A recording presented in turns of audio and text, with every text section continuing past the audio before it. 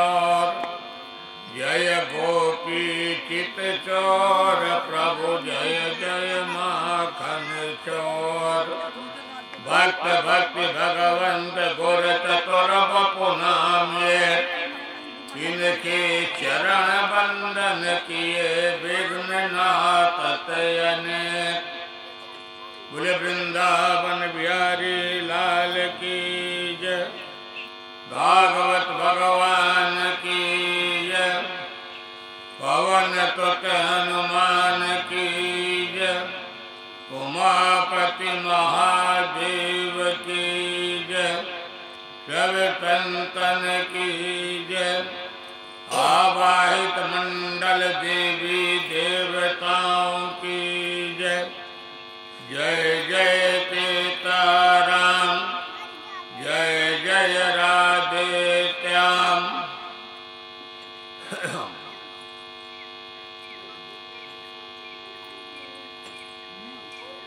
परात्पर परब्रह्म अकारण वर्णालय भक्त वांछित कल्पतरो विनिंदित पीतांबरधारी बालकृष्ण कृपा एवं भक्तिमयी माताएं श्रीमद् भागवत ज्ञान के अंतर्गत आज कई भगवान के चरित्रों का वर्णन किया जाएगा। परीक्षित जी महामंत्र दे जीते कहते प्रभु यदा तो राजा स्वातुतान तादोन भूषण गर्वेन विनत चित्ते। जब पांडवों को लाक्षागृह भेजा जाता है, कौरवों के द्वारा यह षड्यंत्र रचा जाता है।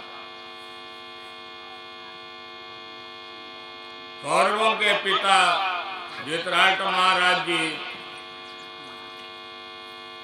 विदुर जी सामने बैठे हुए हैं और कौरवों के उत्तम महामंत्री के पद पर भी शोभायमान हो रहे हैं।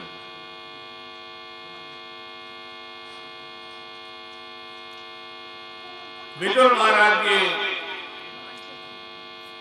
आज धृतराष्ट्र महाराज जी से निवेदन करते हैं, कहते हैं कि महामंत्री के नाते नहीं, एक भाई के नाते, एक नागरिक के नाते विदुर महाराज जी धृतराष्ट्र से निवेदन करते हैं।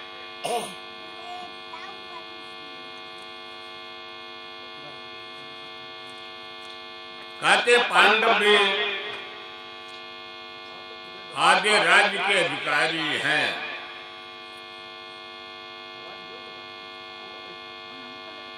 हे राजन,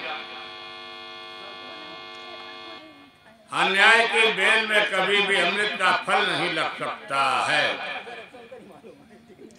अन्याय का बेल कभी भी हरी भरी नहीं हो सकती है। आप पांडवों को कमजोर मत मानिए, पांडवों के साथ भगवान कन्हैया हैं।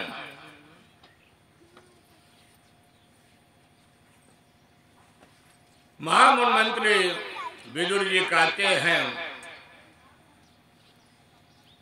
हे राजन, यदि एक व्यक्ति के त्यागने पर तारा कौरव वंश की रक्षा हो जाए, ऐसे व्यक्ति को त्याग देना चाहिए।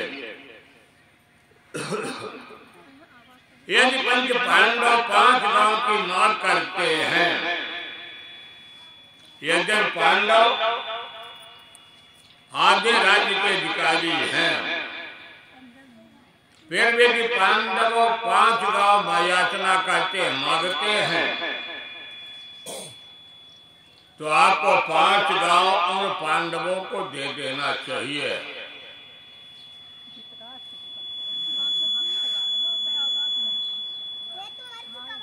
विदुर महाराज जी कहते हैं, राजा धृतराष्ट्र से यदि खानदान में एक व्यक्ति को त्यागना पड़ जाए और त्यागने पर खानदान बच सकता है, तो ऐसे व्यक्ति को छोड़ देने में कोई संदेह नहीं होना चाहिए। विदुर महाराज जी धृतराष्ट्र से निवेदन करते हैं, राजन आपका जो नेत्र है तो नेत्र आपका बाह्य बंद है, और जो आपके यहाँ दुर्योधन के महल में शकुनी पल रहा है, यह शकुनी आपके घर को बर्बाद करने के लिए आया है। उन्होंने बार बार कहते हैं कि जैसे आपने पांडवों को लाख भवन में भेजा, ये लाख वही है जो पहले दुकानों में लाख मिलता था, अग्नि पर पिघलाया जाता था और के अपने कार्य में लिया जाता था।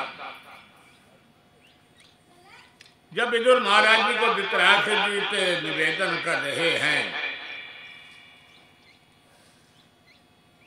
धृतराष्ट्र कहते विदुर जी मैं भी चाहता हूं कि 5 गांव पांडवों को दे दिया जाए, पर हम भी मजबूर हैं। ठीक है, तुम्हें जब दुर्योधन उस महल में प्रवेश किया जहां पर विदुर महाराज जी बैठे हैं, और यह तत्व को सुन करके वह भड़क जाता दुर्योधन, और दुर्योधन विदुर महाराज जी को बड़े कड़क शब्दों का प्रयोग करता है। कहते विदुर जी आप मेरे अन्न में जल में पलते हैं और मेरे खिलाफ या खड़ींद्र काजी रचना रच रहे हैं। विदुर महाराज जी तत्काल महामंत्री का पद त्याग देते हैं। दुर्योधन के कटवचनों के द्वारा विदुर महाराज जी को दासी पुत्र का भी संबोधन किया गया है।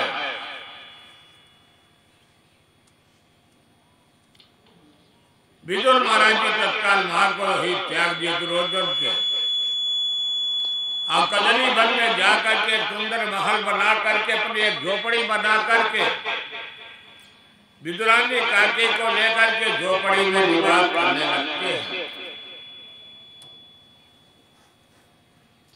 विदुरानी कार्तिक के साथ विदुर काका अपने जीवन को व्यतीत करते हुए भगवान का नाम का जाप करते हुए विदुर महाराज जी कदली वन में निवास कर रहे हैं। सूर्य जी कहते राजन परीक्षित, आज द्वारिका जी हस्तिनापुर आने वाले हैं, समझौता के लिए आने वाले हैं।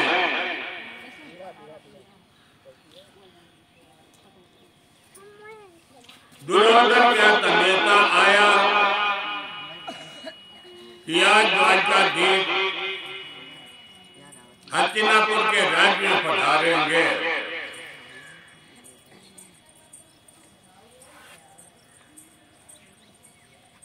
जब दुर्योधन को मालूम हुआ तो दुर्योधन ने बड़ा ही सुंदर हस्तिनापुर को सजवाया।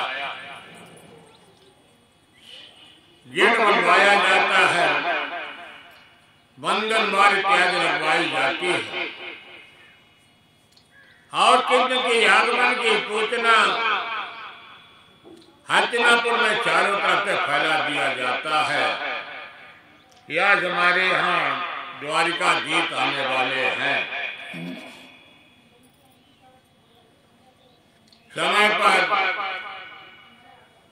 आज भगवान हस्तिनापुर में प्रवेश कर रहे हैं। हस्तिनापुर चारों तरफ से भीड़ों से भरी हुई है। हजारों में महिलाएं मातृत्व की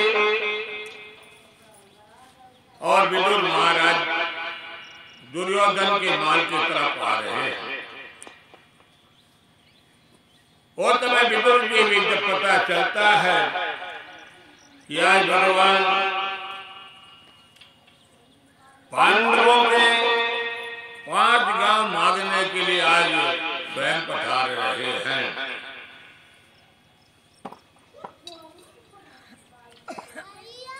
विदुर महाराज जी तो भीड़ में जाते हैं। ऐसे कि जगत के पिता परमात्मा नारायण है, हस्तिनापुर पधार करके उस भरे हुए भीड़ में सभी के अभिवादन को स्वीकार करते हुए विदुर महाराज जी की निगाह भगवान कृष्ण के ऊपर पड़ जाती है। जैसे कृष्ण जी की निगाह विदुर जी के पर पड़ी, विदुर जी को संकेत कर दिया जाता, विदुर जी आप अपने पणपुटी कदमी बन वापस चले जाइए।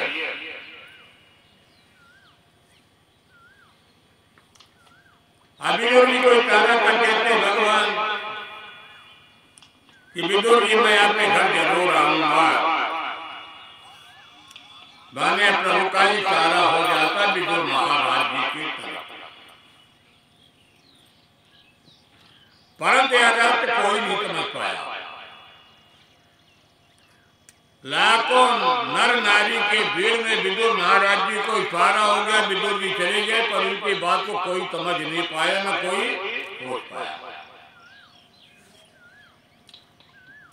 इधर भगवान हस्तिनापुर में प्रवेश किया।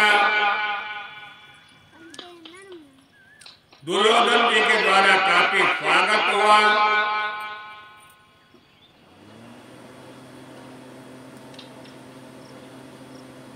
स्वागत करने के बाद दुर्योधन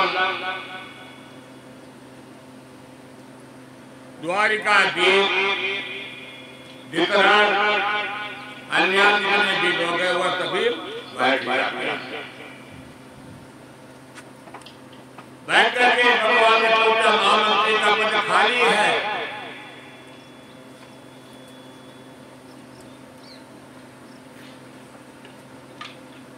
दुर्योधन ने कहा कि महामंत्री जी छुट्टी पर गए हुए हैं।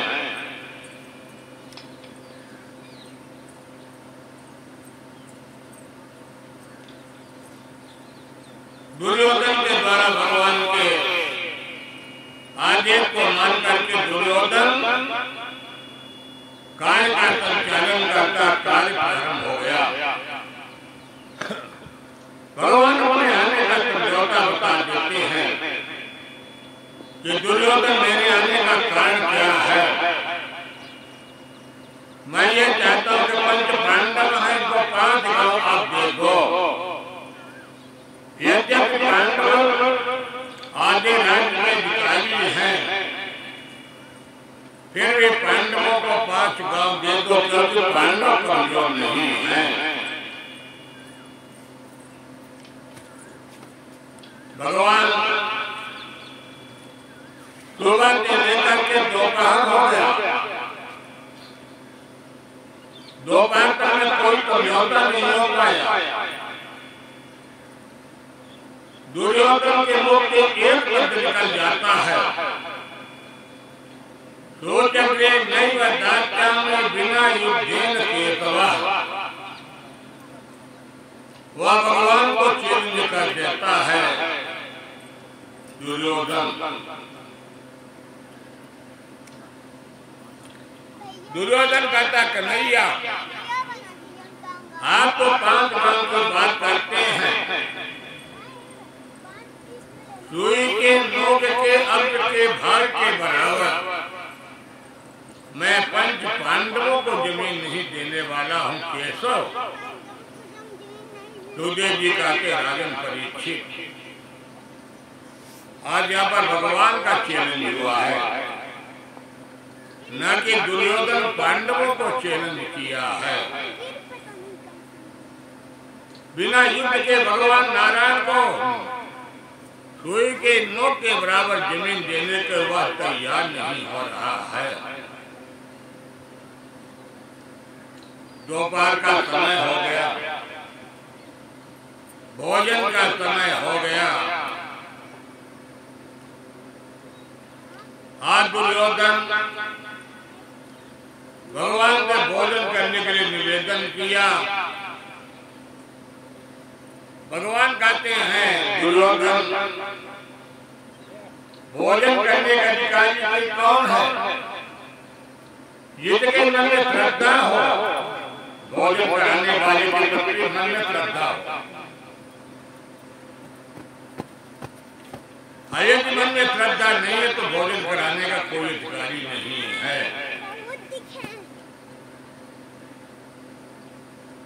दुर्योधन की आवाज सुन करके बड़ा अटपटाता लगा।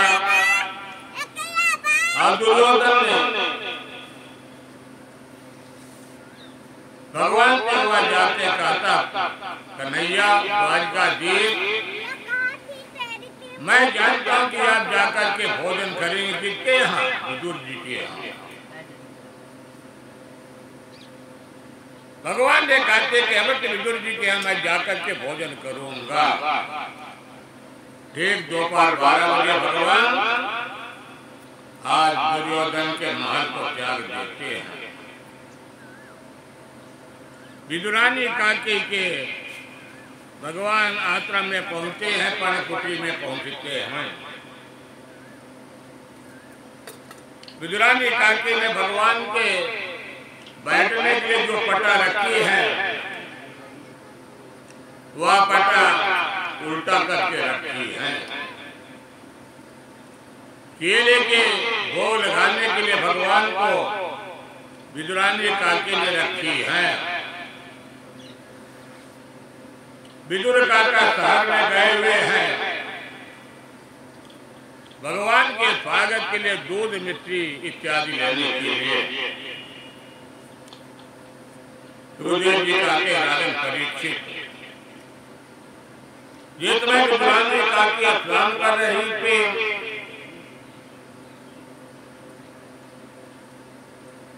दोपहर का वक्त है।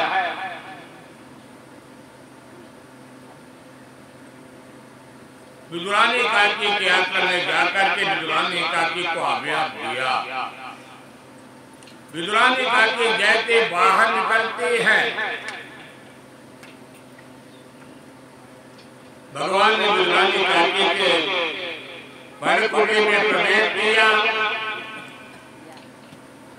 और पर्णकुटी में प्रवेश करके भगवान जो उल्टा पटा था उसको सीधा करके प्रभु ने बैठ लिया थे।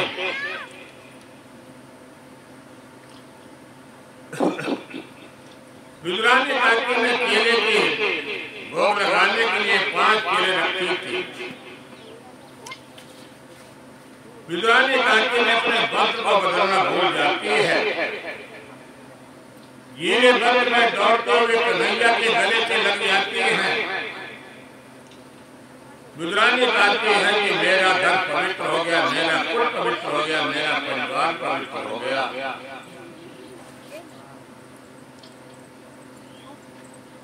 और भगवान आज विदुरानी काकी के हाथ में केले की जगह केले की छिलका में भोग लगाया है।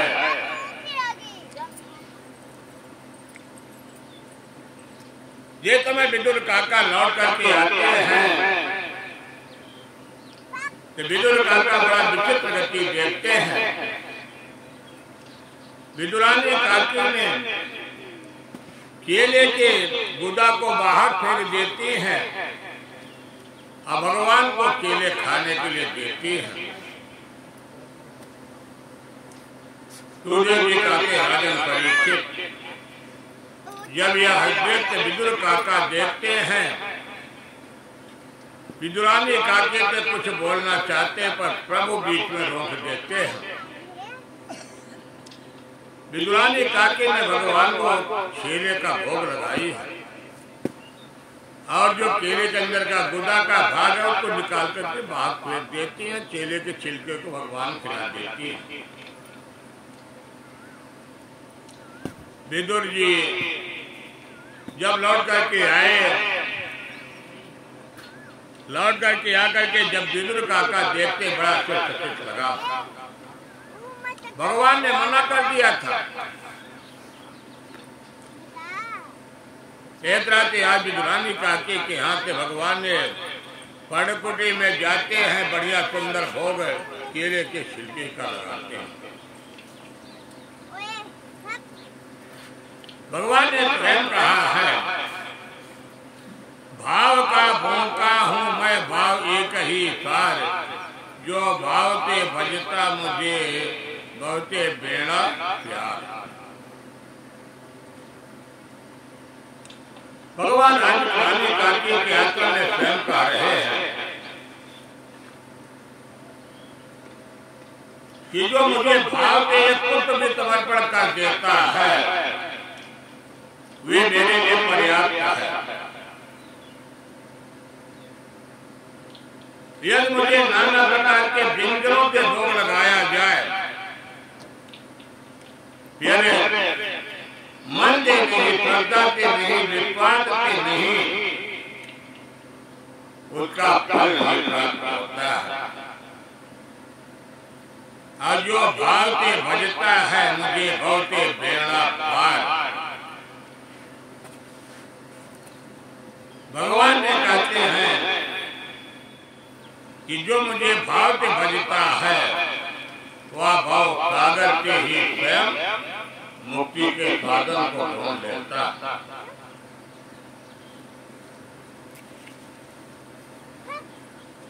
सुखदेव जी कहते हैं, राजन परीक्षित, आज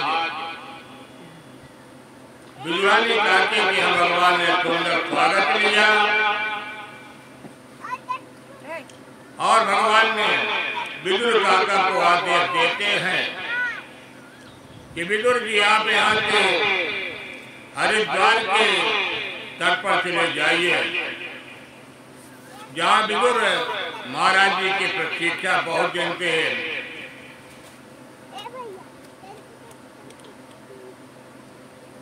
महामुनि मैत्रेय जी कर रहे हैं। विदुर काका विदुरानी काकी को लेकर के महामुनि मैत्रेय जी की यात्रा में हरिद्वार में चल देते हैं। सुखदेव जी कहते हैं, राजन परीक्षित, एक ज्ञानी भक्त है, दूसरे भगवान के भक्त हैं।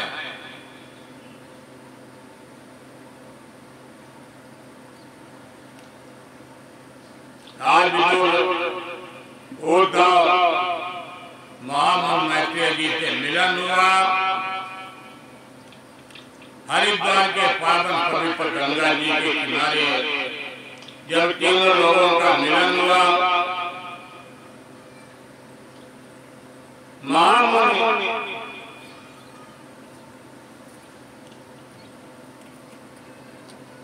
मैत्रेय जी के आज विदुर जी को दोनों गले लगते हैं। जाके पास पहुंचे नहीं कोई, हरि को बजे तो हरि होई।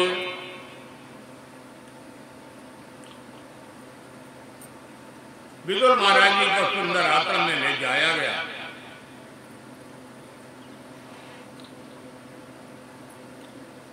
विदुर महाराज जी को सुंदर आसन दिया गया। आसन देकर के विदुर महाराज जी को बैठाया गया। विदुर महाराज जी के प्रेम कुतल किया जाता है। अब यहाँ पर महामुनि मैत्रेय जी उद्धव जी के माध्यम से विदुर जी का मिलन और यह के श्रीमद् भागवत भगवान के अवतारों का वर्णन प्रारंभ करते हैं। सुखदेव जी कहते हैं, राजन परीक्षित, कहते महाराज जी के 13 पत्नियां थे, उसमें दिति महारानी बड़ी हैं।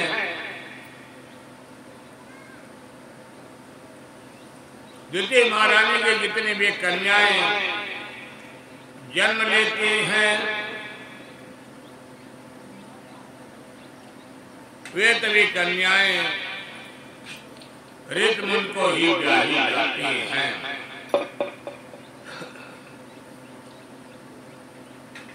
कश्यप महाराज जी धारने की बात करते दिखती में सुखदेव जी कहते हैं राजन परीक्षित, एक बार की बात है, कहते महाराज जी आश्रम में बैठे हुए, सायंकालीन का समय है, यज्ञशाला में कश्यप महाराज जी बैठे हैं, भगवान के कृपा संध्या कर रहे हैं। उनकी पत्नी का नाम है अदिति महारानी। अदिति महारानी युद्ध में यज्ञशाला में बैठे हुए कश्यप महाराज जी हैं। अदिति महारानी ने प्रवेश किया। अदिति महारानी ने आज काम पीड़ा से मनमत होकर के महाराज कश्यप के पास जाकर के समस्त मर्यादाओं को त्याग करके आज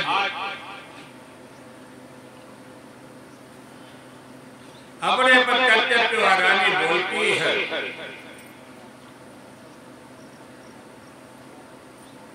अदिति महारानी कहते प्रभु,